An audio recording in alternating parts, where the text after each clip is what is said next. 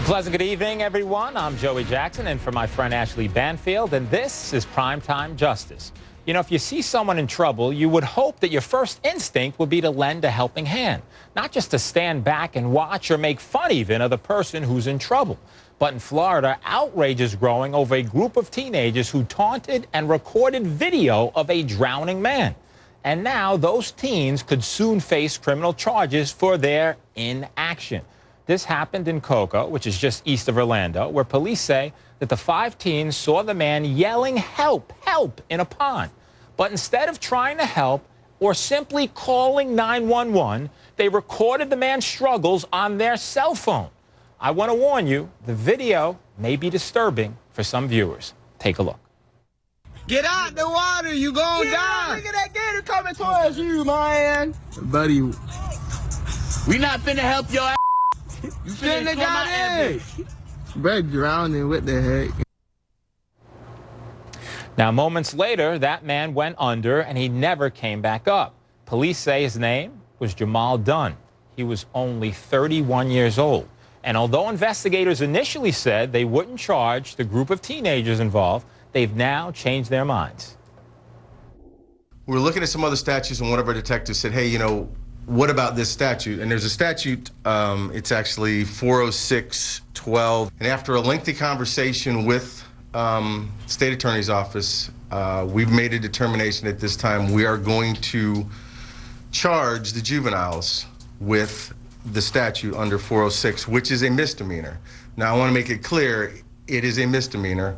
It's not a misdemeanor exception, so we will not be making a physical arrest at this time. Ray Caputo is a reporter with News 96.5. That's WDBO. He joins us now from Orlando. So, Ray, take us through it. Why the change in heart? When did this happen? When did he go missing? When was his body discovered? Give us a sense of what happened.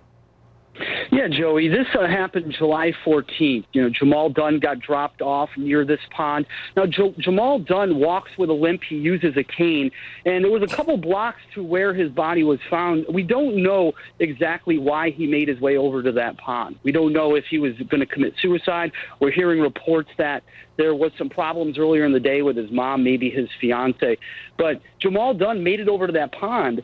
And if you look at the video, Joey, he's not on the edge of the pond. He's in there pretty good. Now, there isn't a current to take him out, so it makes you wonder how he actually got there. These teens are around the pond, and then we see that video of them filming and mocking Jamal Dunn. And, you know, there's a lot of unanswered questions right now. There's a GoFundMe page set up by a woman that says it's Jamal Dunn's sister, and in that GoFundMe page, she even says, you know, they don't know if he tried to kill himself because of some issues or he was just simply felon or maybe foul play, but there's some unanswered questions here, and we might possibly never have the answers to those. No question. Now, it would seem to me, Ray, that he wasn't attempting to kill himself if he's yelling help from the pond. But be that as it may, how did the police back into it to otherwise get a hold of these teens for which they're now considering charging them criminally? Right, and that's the haunting part of this all. A missing person report was filed the next day by Dunn's fiance, so they didn't know where he was. Now, meanwhile, the teens who saw all this end up posting that video to social media, and it was a family member that had found that video and then passed it along to police.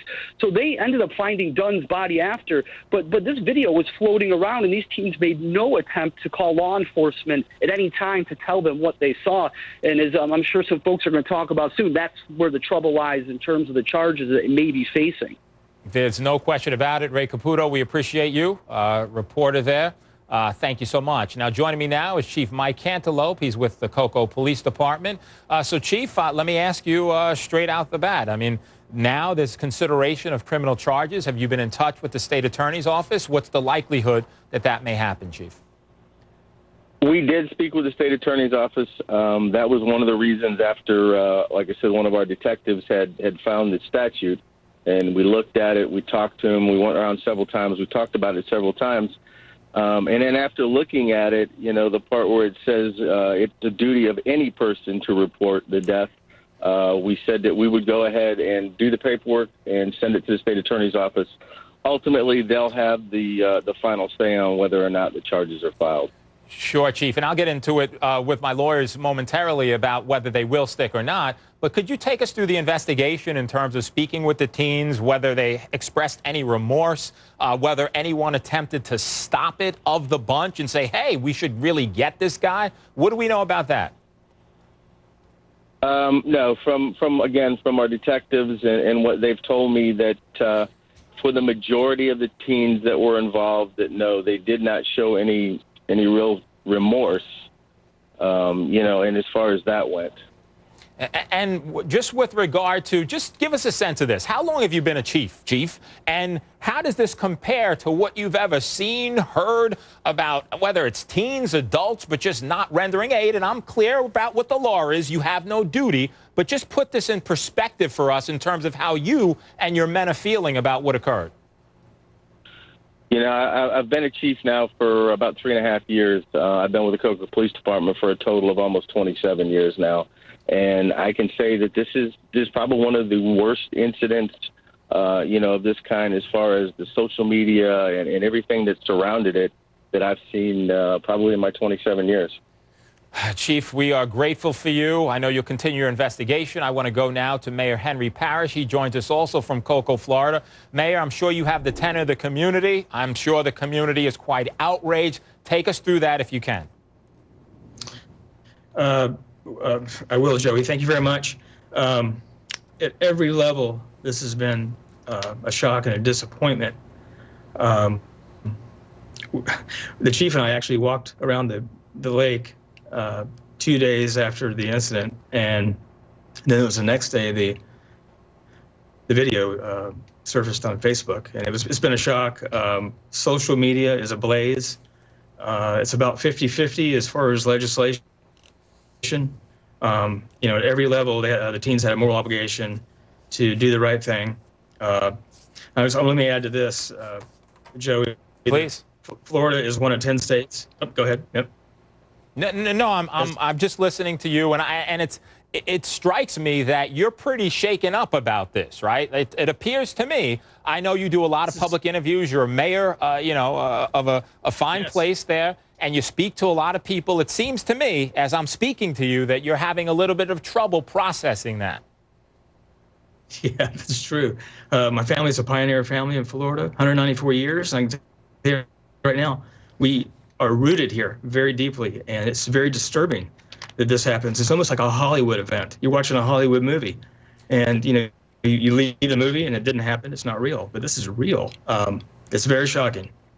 Mayor, if I could just ask you, and I want to play, I'm going to play some sound of what occurred here momentarily. If I could just ask you, I'm sure legislative efforts are underway to maybe change the law. Yes. What's the status of that? Can you tell us? I've talked to legislators. I have 2 family members that are in the Florida House. I have I've talked to a lot of folks, and we like to just see the duty to rescue law. Florida has it. It only applies in Florida to sexual battery. I'd like to see an addendum to that, amendment to that, and maybe at least call 911. At least call the safety folks to come in and save a person. It's unfathomable what's happening. It really is. And speaking about unfathomable, let's take a look and let the viewer see exactly what occurred on that day. Yes, so he get in the water? Yeah, he just got in. And started swimming? You a junkie. Get out the water, you gonna die. Look at that gator coming towards you, man. Buddy, We not finna help your ass. You Shouldn't finna have got in. bro drowning, what the heck? Ain't nobody finna help you, you dumb. You shouldn't have got in there. Hey, Dumb.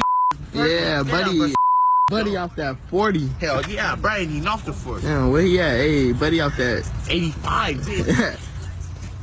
What made him buddy got in with all his clothes on? what the fuck? He keep putting his head under, buddy. Wow. Am I seeing What the? Bro, bro, something killing him, bro. Like, we finna, like, is y'all finna sit right here and still... Yeah. You gonna sit here loud, man. Dang, bro, you scared to see a dead person? Hell, nah, I ain't scared to see no dead person. But y'all don't understand. Yeah, I bet you should never got in there. Oh, he just died. Bro, what, bro? Holy what the fuck? Hey, back. You laugh. Y'all laughing. Y'all finna go to fucking I can't say it, buddy. He dead. Oh, shit. Oh, Hey, bro, come on, bro. This is no, bro, stay in. Where's that? Buddy been under there for a while now. He ain't coming back up. Let's Like, slide. No, but we done sliding. Why not, bro? You see what I'm talking Kids about? on, now, you Chucky? can't roll. Dang. Where he at? Buddy not coming back up. So we gotta call Troll to come find his body. Hell no, you calling Troll. Bitch, I'm finna jump this gate and go home. That is not. Dang. Damn, Bird just died though, like thinking about that. Damn. We just saw Birdie die. We could've helped with that. We didn't even try to help. Could've helped him. Yeah, go help him, Barry. Go help him. No, baby. This man ain't getting back up. Yeah, he did. But he gone. R.I.P. Seems like he dead, but look, he just on the building for a couple. R.I.P. Well, bro, pop up over here where we at. I'm sliding. Rhyme, man. Oh, if you ever gonna hit the blunt, Hold on, baby. Yeah, let me hit that bitch. That bitch. What the? Buddy not coming back up for real? We down there swimming over here where and we what a at. lighter. Y'all keep broken. So disturbing to watch. I should make note that in the video, you see the head above water. It's our policy not to show you the body submerged in water. It was frozen at that point, but he was underwater as those teens thought it was somewhat funny. Joining me now, two fabulous lawyers, both from Los Angeles, Ariva Martin and, of course, Brian Claypool. Ariva Martin, though in Los Angeles, is right here in studio in New York. So, Ariva, we talk about this. We look at a tape like this. What needs to happen? Do the teens need to be prosecuted? What's next? Absolutely. These teens need to be prosecuted. The statute in Florida doesn't require you to render aid, but it does require you to report a death. And listening to that audio tape, we heard at least 7, 8, maybe even 10 times that these teens acknowledged that this man was dead. They were very clear. They knew that he was dead, and yet they failed to act. And that's a violation of the statute, and they should be prosecuted. So, Brian Claypool, let me ask you, outstanding lawyer in your own right, friend of mine, is Ariva right? I mean, the reality is there is this statute. There would be, it seems to me, a duty to report, although it certainly wasn't intended for teens like this. I think it was intended for medical examiners. What say you, Brian? Yeah, briefly, Joey, let's talk about the law, then let's talk about reality. I don't think the law is geared for this type of situation for two reasons. Number one, it mentions, for example, that the observers of somebody potentially dying, or dying in this case, have to reveal medical issues related to the deceased. That signals to me that they know the victim. Here, they didn't know the victim. And then the second part of that statute deals with that the people that observe it can't touch or alter the body. That tells me that the law is designed for something like a car accident where you're next to the victim and they're dying or they're dead and you can't touch the body. So I don't think the law applies, Joey. But real quick, the bigger issue here, I almost drowned when I was a teenager in an ocean in North Carolina. I had a innocent man come in and save my life and my little sister's life. So I think the bigger issue here is not only do we need a new law that requires somebody observing somebody else dying to at least call for help, but how about this, Joey? Have the parents also culpable if somebody under 18 fails to do this, then they should be held culpable as well. Because the real root of the problem here is lack of education that's developing within our homes of teenagers. These kids were emotionally and morally bankrupt. That starts with the parents at home. Well, we're certainly going to see legislative action, I do believe, in this case, because I think we all know and could understand that this is not the way teens or anyone should behave. You know, we have Jamal Dunn's sister. She certainly is outraged at the way her brother died, and she wants to help change the law that we're talking about to make it easier to prosecute bystanders who don't render aid to someone like this who's in distress. Her name is Simone McIntosh. She joins us live. That's next.